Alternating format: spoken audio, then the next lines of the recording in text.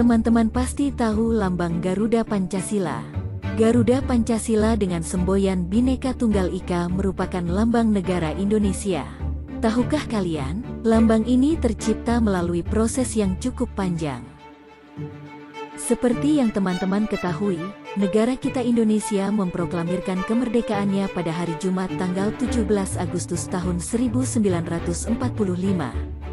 Belanda pun mengakui kedaulatan Indonesia dalam konferensi Meja Bundar pada tahun 1949. Lalu, dirasakan perlunya Republik Indonesia Serikat waktu itu, memiliki lambang negara.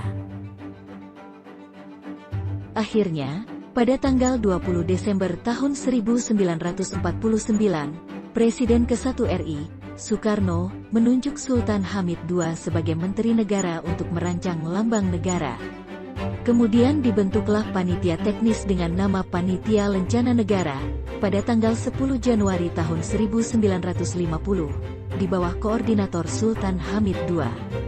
Adapun susunan panitia teknis yaitu, Ketua dipimpin oleh Muhammad Yamin sedangkan anggotanya antara lain, Ki Hajar Dewantoro, M.A. Pelaupesi, Muhammad Natsir, dan R.M.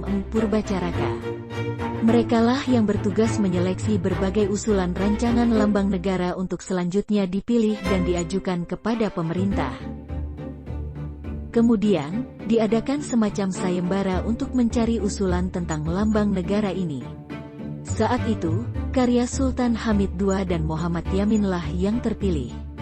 Usulan yang digambarkan oleh Muhammad Yamin berupa kepala kerbau yang disertai dengan sinar matahari.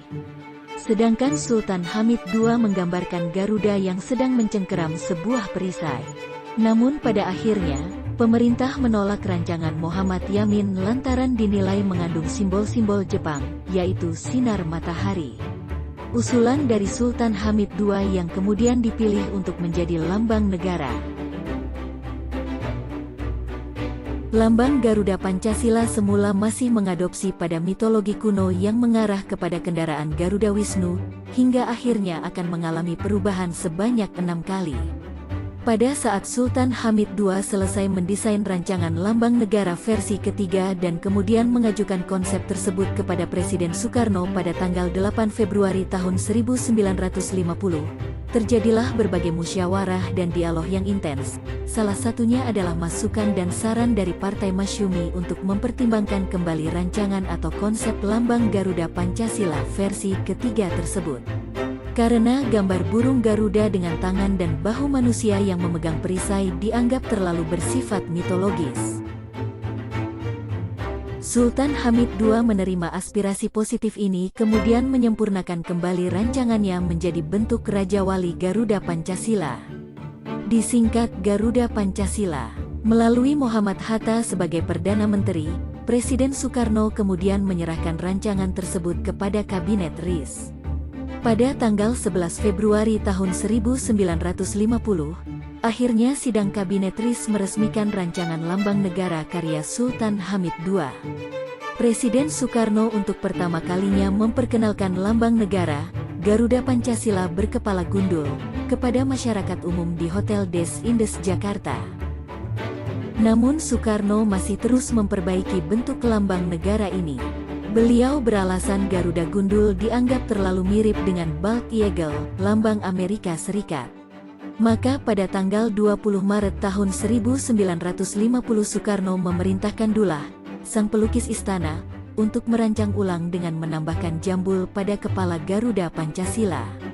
Tidak hanya itu, selanjutnya posisi cakar kaki Garuda mencengkram di depan pita, sebelumnya ada di belakang pita. Akhirnya, Sultan Hamid II memfinalisasi gambar lambang negara dengan menambah ukuran dan tata warna gambar lambang negara. Rancangan Garuda Pancasila terakhir ini dibuatkan patung besar dari bahan perunggu berlapis emas yang disimpan dalam ruang kemerdekaan Monumen Nasional sebagai acuan. Ditetapkan sebagai lambang negara Republik Indonesia, dan desainnya tidak berubah hingga kini. Demikian sejarah bagaimana lambang negara kita, Garuda Pancasila, dirancang hingga ditetapkan. Terima kasih sudah menonton. Salam Pancasila.